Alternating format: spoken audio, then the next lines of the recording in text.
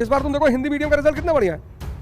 पहले फेज के बिना जो सेकंड फेज में कूदेगा उसकी कहानी खत्म है। ये जो 5 साल लोग 6 साल 8 साल बैठे हैं ना, ये वही लोग हैं जिन्होंने पहले फेज को महत्व नहीं दिया। बस यहीं पर 90% लोग संकट में आ जाते हैं, क्योंकि जो इस एग्जामिनेशन का कोर है वो आपने कभी सीरियसली लिया ही नहीं। ये 5 फेज को सिस्टमाइज करो अपने पास। पहला फेज, दूसरा फेज, तीसरा फेज और चौथा फेज। इतना कर लोगे तो अंडर 100 रैंक आ जाएगी। अगर इसको तुमने दुगना कर दिया 2000 और 20000 तो अंडर 10।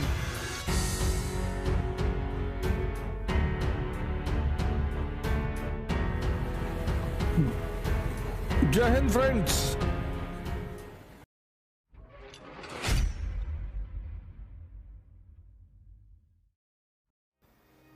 कौशल्या दशरथ के नंदन,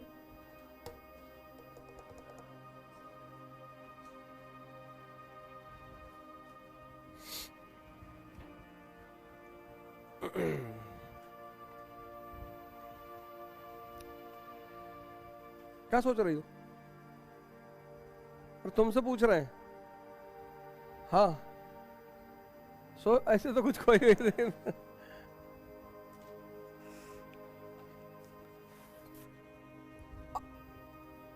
जितने भी लोग तैयारी शुरू करते हैं, सिविल सर्विस एग्जामिनेशन का जो कोर है, कोर वो है ह्यूमैनिटीज।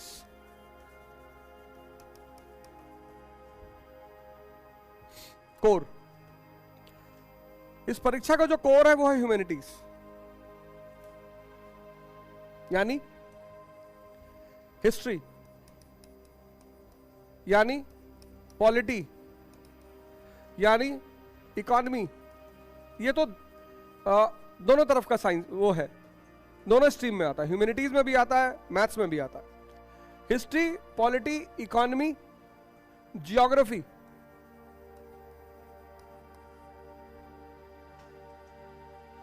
साइंस, साइंस अलग स्ट्रीम हो गया।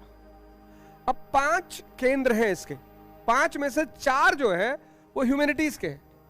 अब देखो इसकी तैयारी करने वालों के सामने क्यों इतनी चुनौती आती है। खासकर इस बार तुम देखो हिंदी मीडियम का रिजल्ट कितना बढ़िया है। मैं तुमसे बार बार कहता रहा कि मीडियम का एक्सप्रेशन, तुम्हारा जहां एक्सप्रेशन अच्छा है वहां तुम्हें नंबर मिलेगा।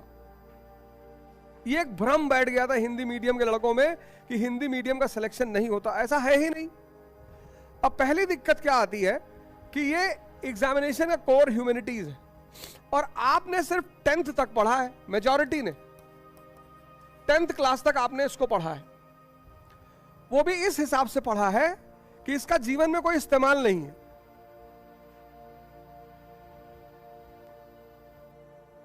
अगर किसी ने गलती से 11th 12th में पढ़ा भी है तो हिंदुस्तान में शायद ही कोई स्कूल हो जहां ह्यूमैनिटीज बहुत अच्छा पढ़ाया जाता हो। तो पहली दुर्घटना आपके जीवन में यह घट गई कि आपको ह्यूमैनिटीज पढ़ना आया ही नहीं।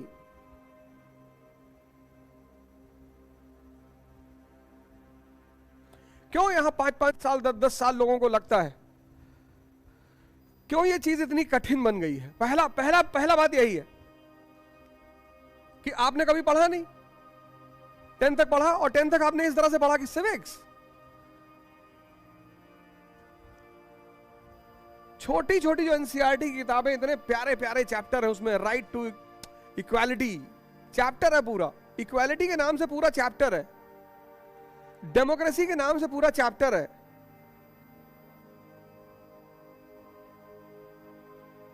क्लास 9 डेमोक्रेसी क्लास 9 में पूरा चैप्टर है, लेकिन पढ़ा ही नहीं। ह्यूमैनिटीज को कोई ट्रीटमेंट ही नहीं इस कंट्री में। कहते हैं साइंस पढ़ोगे फायदा है, कॉमर्स पढ़ोगे फायदा है। इस कंट्री में तो मानते ही नहीं कि ह्यूमैनिटीज पढ़ने से कोई फायदा है। वो कहते हैं कॉमर्स पढ़ लो उससे फायदा है, सबसे ज्यादा वो कहते हैं साइंस पढ़ने से फायदा है, दूसरा वो कहते हैं कॉमर्स पढ़ने से फायदा है, लेकिन वो कहते हैं कि ह्यूमैनिटीज पढ़ने से कोई फायदा नहीं।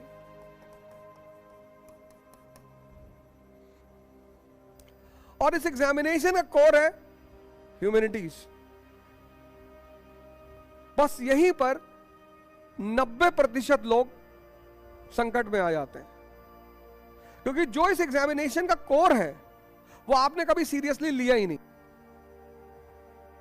अब ह्यूमैनिटीज क्यों पढ़ते? हिस्ट्री उठा लेते हैं। हिस्ट्री क्यों पढ़े? अब पढ़ने के दो तरीके हैं, एक जो हिंदुस्तान का तरीका है रटने का,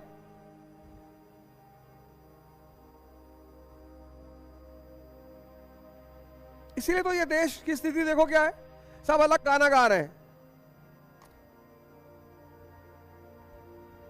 इस देश में हर आदमी अलग गाना गा रहा है, पता ही नहीं। मंदिर व्यवस्था की शुरुआत कब हुई? ऋग्वैदिक काल में। खाने को नहीं था तब, सबसिस्टेंस इकोनॉमी। अरे वैदिक काल से मंदिर है भैया, सबसिस्टेंस, भरण पोषण अर्थव्यवस्था, वहां कहां मंदिर बनेगा?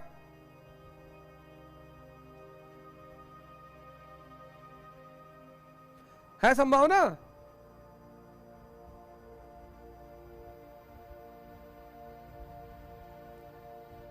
तुम तो अभी 12th में हो ना, 12th कर लिया, अभी रिजल्ट आया तुम्हारा।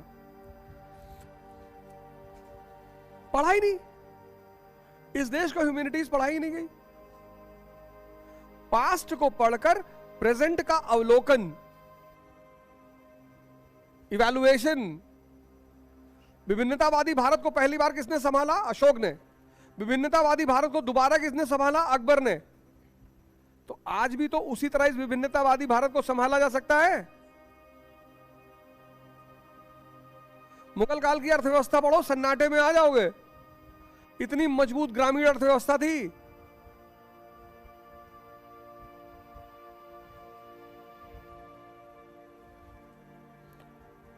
नहीं, मुगल काल पूरा ही इतनी प्रॉस्पेरिटी थी विलेज लेवल पे। और उसकी वजह क्या थी? मुगलों ने एक बड़ा अच्छा काम किया, किसान उत्पादक भी है, कपास पैदा कर रहा है, लेकिन वो मुगल कह रहे हैं, मुगल संरचना ऐसी है सरकार की कि वो किसान से कह रहे हैं कि देखो तुम सिर्फ कच्चा माल मत बेचो, तुम चरखा रखो, सूत बनाओ, तो रॉ मटेरियल भी बेचो, मतलब तुम रॉ मटेरियल बेचो कपास, और तुम फिर सूत बेचो। तो कपास बिकेगा 100 रुपया किलो, सूत बिकेगा 200 रुपया किलो। यानी किसान उत्पादक भी है, प्रोड्यूसर भी है।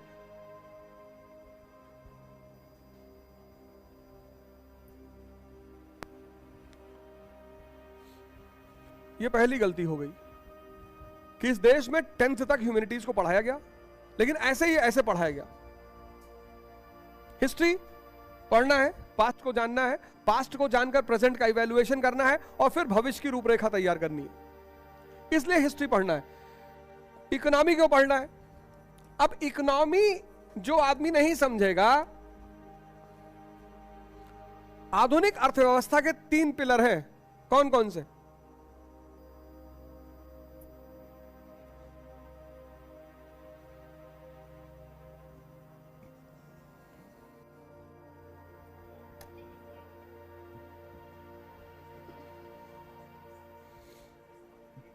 आधुनिक अर्थव्यवस्था के 3, आधुनिक अर्थव्यवस्था मैं नहीं कह रहा हूं, आधुनिक अर्थव्यवस्था के 3 पिलर हैं। अगर वो 3 कमजोर हो जाएंगे तो अर्थव्यवस्था अपने आप कमजोर होती चली जाएगी। ये तो नेशनल इनकम तुम बता रही हो, primary sector, secondary sector, tertiary sector, वो तो नेशनल इनकम की बात हो रही। आधुनिक अर्थव्यवस्था, अब तुम सोचो, एक बड़ी छोटी सी बात सोचो, 1949 में एक कंट्री पैदा हो रही है, चाइना। चलो 1950 मान लो, हाँ? और 2020 में ये कंट्री वर्ल्ड पावर बन रही है।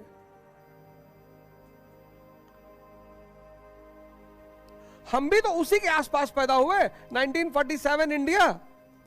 पाकिस्तान भी तो उसी समय पैदा हुआ, 1947। ये तीनों कंट्रियां एक ही साथ जन्म ले रही हैं। उसी परिस्थिति से गुजर रही हैं। पर तुमने अभी हिस्ट्री में 100 फ्लावर कैंपेन नहीं पढ़ा होगा, माओ का। पढ़ लोगे, सन्नाटे में आ जाओगे। 100 फ्लावर कैंपेन, फ्लावर, फूल फूल, 100 फ्लावर। 1871 में जर्मनी पैदा हुआ, 1871 में जर्मनी पैदा हुआ, और 1914 में ब्रिटेन से पंगा ले रहा है। तो 1871 से 1941 तक कुछ तो किया होगा। कोई कंट्री ऐसी ताकतवर बन जाएगी?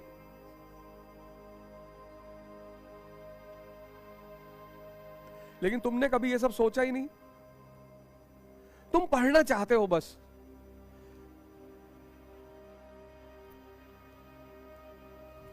तुम सिर्फ पढ़ना चाहते हो।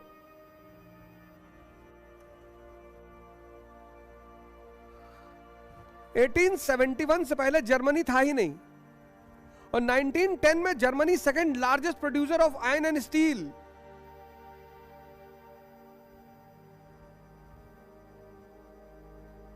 (1871) में जर्मनी देश बना। 1910 में जर्मनी दूसरा सबसे बड़ा उत्पादक आयरन, लोहा और इस्पात का। पहला यूएस, दूसरा जर्मनी, तीसरा ब्रिटेन।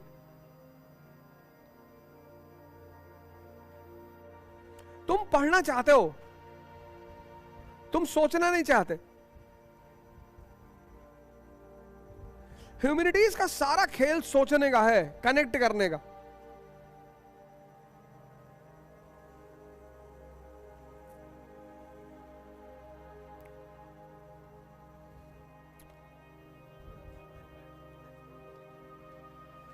एटीन 67 में एक कंट्री पैदा हुई, जापान, और 1910 में world power, treaty of Portsmouth. ये देखो, ये 1871 में कंट्री पैदा हुई जर्मनी, 1910 में economic power in the world.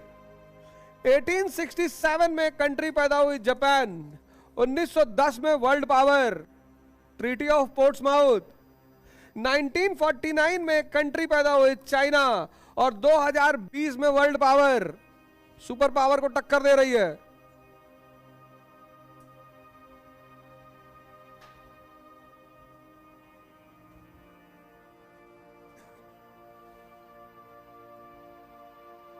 है?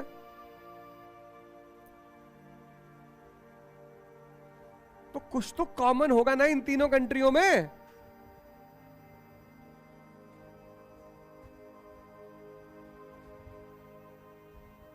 सेवेंटी 87 में पैदा हुआ United states of America,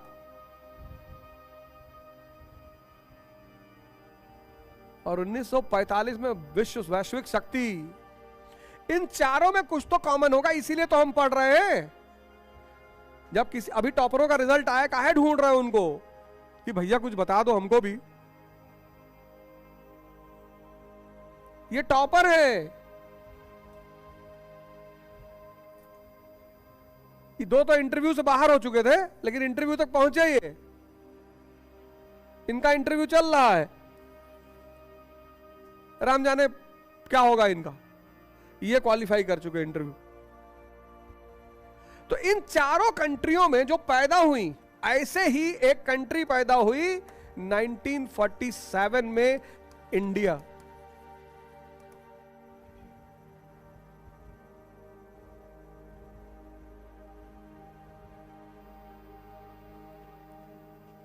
economy अगर नहीं पढ़ोगे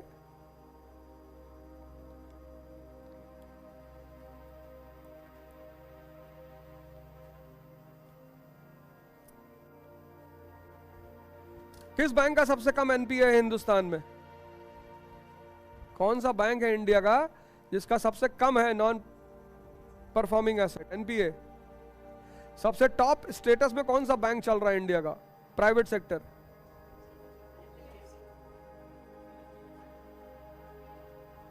एसबीआई प्राइवेट है। देखो, अभी तुमसे कह दूं सारा इस बार के बजट के हिसाब से सारे सेक्टर बना दो, इंडस्ट्री कुछ ना बना पाओगे। तुमको पता ही नहीं, तुमको पढ़ना है बस, तुमको बस पढ़ना है। सोचना, बोले भाड़ में गया सोचना। तुम्हारी दिक्कत यही है, तुमको सिर्फ पढ़ना है।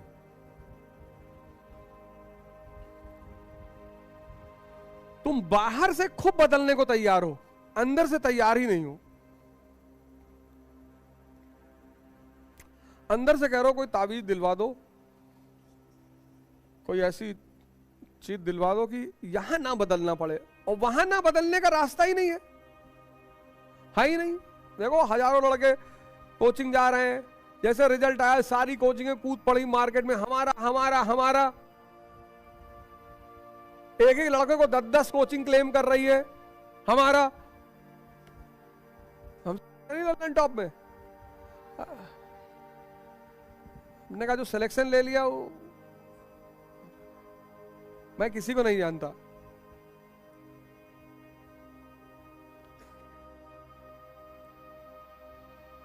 कैसे कूद पड़े सब। हम भेज रहे हैं 2 लड़का, चलो इन दोनों को आईएएस बनाओ।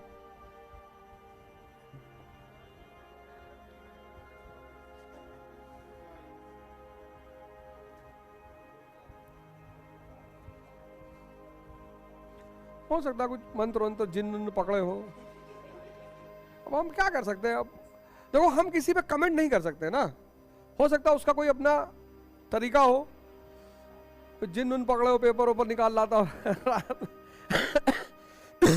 गारंटी तो लेना बिल्कुल बेवकूफी है,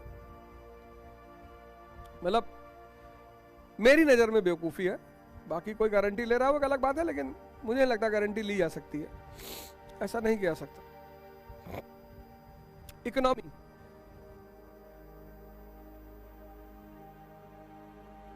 तीन चीजों पे आधुनिक इकोनॉमी टिकी है, 3।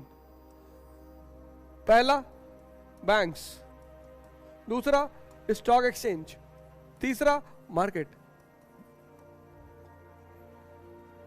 ये 3 पिलर हैं आधुनिक इकोनॉमी के, और तीनों एक दूसरे से जुड़े हुए हैं।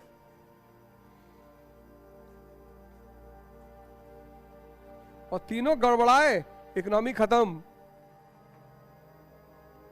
ये पब्लिक से पैसा लेगा, ये फिर इंडस्ट्री में लगाएगा, फिर ये मार्केट को बूम, सब मिलकर मार्केट को स्ट्रांग बनाएंगे, कमजोर बनाएंगे।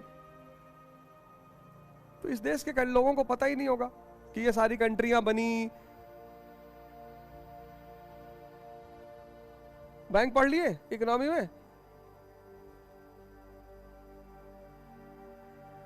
तो मैंने क्या देखा, मैंने ये देखा कि इस देश में सब पढ़ना चाहते हैं। इकोनॉमी पढ़ो तुम, इस इंटरकनेक्टिविटी को समझो कि बैंकिंग व्यवस्था के मजबूत होने से स्टॉक एक्सचेंज मजबूत होगा, बैंकिंग और स्टॉक एक्सचेंज के मजबूत होने से मार्केट मजबूत होगी, इन तीनों के मजबूत होने से इंडस्ट्रियल रेवोल्यूशन को गति मिलेगी।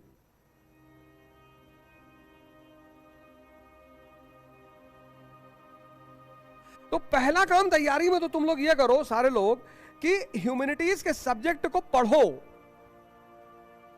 इस एंगल से कि इन्हें क्यों पढ़ना चाहिए। यह पहला चरण होगा। तो NCERT is the best source पढ़ने के लिए। पहला फेस पढ़ने का कि हम फिर से हिस्ट्री पढ़ेंगे, हम फिर से पॉलिटी पढ़ेंगे। अब पढ़ेंगे हम, लेकिन अब पढ़ने का उद्देश्य परसेंटेज नहीं होगा, अब पढ़ने का उद्देश्य व्यू पॉइंट होगा। तो पहले पढ़ो, पहले सारे सब्जेक्ट्सों को पढ़ो, एक बार इकोनॉमी को पढ़ो, एसएलआर क्या है, सीआरआर क्या है, इसका पहले व्यू वो बनाओ सामान्य अपने शब्दों में, टीचर के शब्दों में नहीं। किताब से पढ़ लिया, टीचर ने तुम्हें पढ़ा दिया, फिर एसएलआर जो है उसको अपने शब्दों में सोचो, अपने शब्दों में कि यार बैंकिंग में एसएलआर क्या है यार, उसको अपने शब्दों में कार्व आउट करो, उसको अपने शब्दों का जामा पहनाओ, उसको अपने एग्जाम्पल दो। वो तुम्हारा होमवर्क है, वो तुम्हारा होमवर्क है। तो एक डेफिनेशन किताब की हो गई, एक डेफिनेशन टीचर की, और एक तुमने अपनी तैयार की। तो जो तुमने अपनी तैयार की वो यहां सेव रहेगी।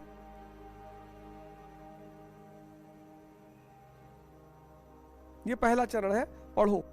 पहले ह्यूमैनिटीज के सब्जेक्टों को पढ़ लो, हिस्ट्री, पॉलिटी, इकोनॉमी, ये सब, ज्योग्राफी पढ़ो।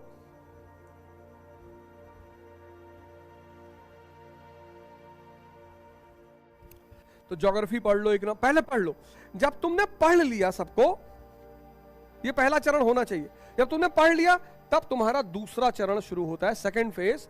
और ये सेकंड फेज जो तुम्हारा शुरू होगा आईएएस की तैयारी का, पहले फेज के बिना जो सेकंड फेज में कूदेगा उसकी कहानी खत्म है। ये जो 5 साल लोग 6 साल 8 साल बैठे हैं ना, ये वही लोग हैं जिन्होंने पहले फेज को महत्व नहीं दिया।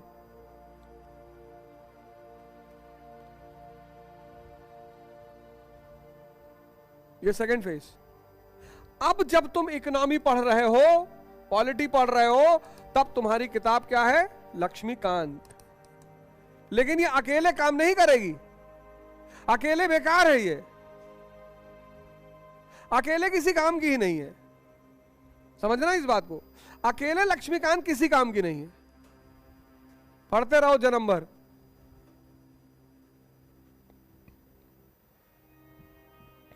तो किसके साथ पढ़नी है? अनसॉल्व्ड के साथ। इसके बिना लक्ष्मीकांत अधूरी है। अब तुमने चैप्टर उठाया प्रियम्बल, प्रियम्बल तुमने चैप्टर उठाया, तो पिछले 15 साल के जितने क्वेश्चन हैं सबको नोट डाउन कर लो, प्रियम्बल वाले। और जैसे तुमने 15 साल के क्वेश्चन नोट डाउन किए, 20 के कर लो, 20 से कर लो। तो जैसे तुमने 20 साल के क्वेश्चन नोट डाउन किए, तुमको 2 बात पता चल गई, क्या और कैसे। तब पढ़ो इस किताब को। क्या पूछ रहा है, क्यों पूछ रहा है और कैसे पूछ रहा है, तीनों बातें। वरना पढ़ते रहो, जितना मन में आए पढ़ो, उलझाना नहीं है। तुम क्या करते हो, आके पूछते हो सर एनसीईआरटी पढ़ ले। ये पहला फेस है जहां तुम ये समझोगे इकोनॉमी क्यों पढ़ना है, पॉलिटी क्यों पढ़ना है, क्योंकि तुम्हारा 10th तक का ह्यूमैनिटीज है, वो भी। ये दूसरा चरण है। आज के युग में जितने भी आईएएस की तैयारी लड़के कर रहे हैं, वो सिर्फ इसलिए परेशान है कि उन्होंने फर्स्ट फेज को नहीं किया ही नहीं।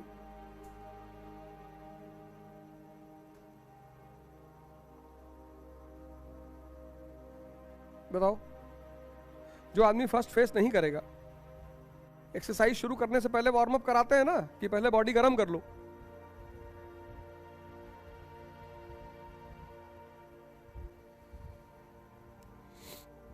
ये एक बहुत बड़ी चुनौती है उत्तर भारत में, जो लोग आईएएस की तैयारी करते हैं, पहला फेस टच ही नहीं करना चाहते। फिर तीसरी चीज जो है, थर्ड फेस, जो बहुत बहुत बहुत बहुत इंपॉर्टेंट है, वो है न्यूज़पेपर। ये 10th से भारत के स्कूलों में पढ़ाया जाना चाहिए, 10th से। लेकिन इसको सिर्फ आईएएस की तैयारी करने वाले लोग पढ़ते हैं। यही वो न्यूज़पेपर है जिसने भारत के स्वतंत्रता संघर्ष में सबसे अहम भूमिका निभाई। लिट्टन के टाइम पे जब हम पढ़ेंगे, लिट्टन के टाइम पे, लिट्टन 1876, 90% लोग इलिटरेट, 90% लोग इलिटरेट। फिर ये न्यूज़पेपर क्या कर रहा था, तो एक मूवमेंट भारत में चला, उसको कहा गया लाइब्रेरी मूवमेंट।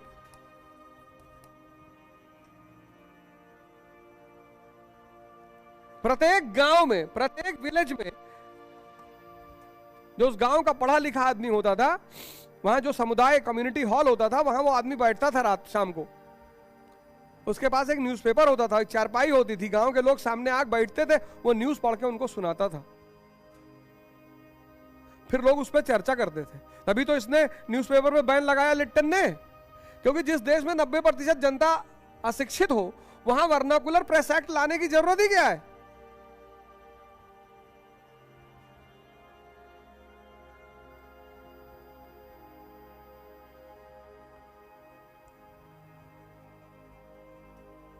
कितने समझदार लोग थे। यहां तो लड़का घूम रहा है चारों तरफ, सर न्यूज़पेपर कैसे पढ़े सर, कैसे मतलब। अब देखो गलती, अब ह्यूमैनिटीज का बैकग्राउंड ही नहीं है, और ह्यूमैनिटीज क्या केंद्र है न्यूज़पेपर। ये देखो खेल, humanities is equal to newspaper. ये खेल देखो, ह्यूमैनिटीज पता ही नहीं और humanities is equal to newspaper. Newspaper में क्या पढ़ोगे, इकोनॉमी, आरबीआई ने रेपो रेट कम कर दिया। न्यूज़पेपर में क्या पढ़ोगे, चीन ताइवान रिलेशन, आईआर।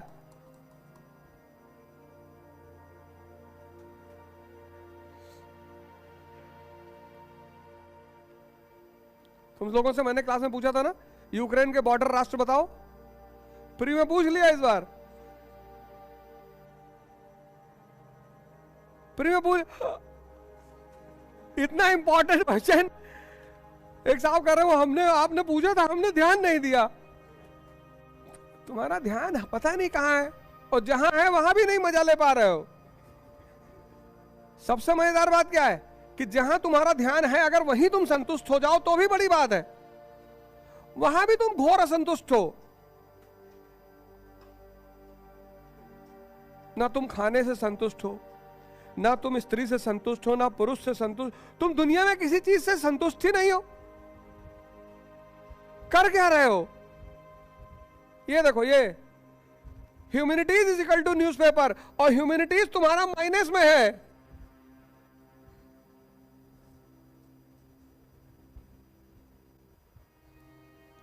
गवर्नर पे क्वेश्चन आ गया, पॉलिटी आ गई।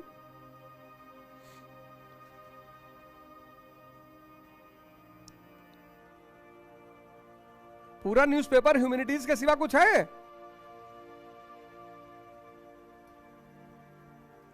वो माइनस में है तो ये पॉजिटिव कैसे हो जाएगा। और यूपीएससी को ये बात समझ में आ, माइनस में चल रहे हो, तो उसने क्या किया, एक नया गेम सेट कर दिया।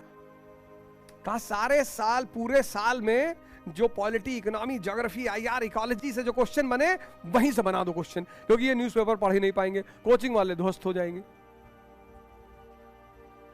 क्योंकि जो पढ़ाया जाएगा क्लास में वो ट्रेडिशनल पढ़ाया जाएगा, water, ocean current, Humayun, Balban, फलाना, वहां से क्वेश्चन नहीं आएगा। लड़कों में विषाद पैदा हो जाएगा कि यार कोचिंग से कुछ आ ही नहीं रहा है।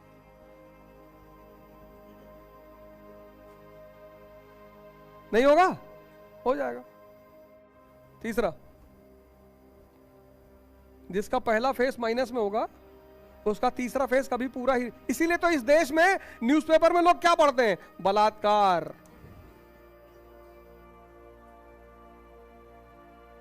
तुम देखो हिंदी बेल्ट के सारे न्यूज़पेपर उठा के देख लो, गांव में बकरी हुई चोरी, उठा के देखो न्यूज़पेपर। नहीं, क्योंकि न्यूज़पेपर भी तो वही बिके, ये कहां, ये सब पढ़े ही नहीं है।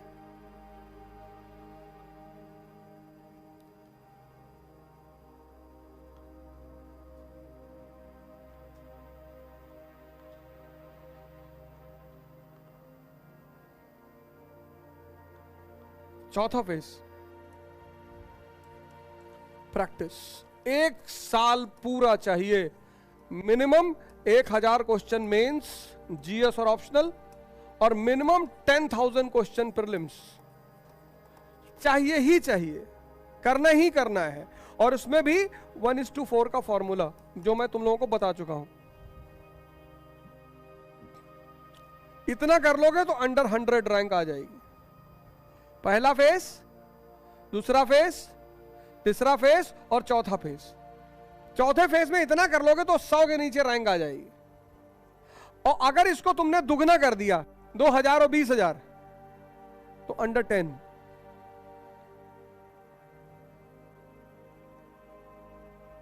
और पांचवा फेस जिसको तुम निगलेक्ट ही नहीं कर सकते, 5th फेस, व्यक्तित्व, पर्सनालिटी।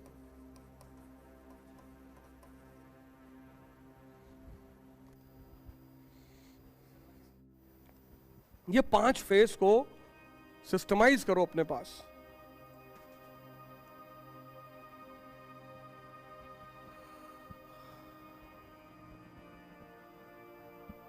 इस 5 चीजों को एकदम सिस्टमाइज कर लो।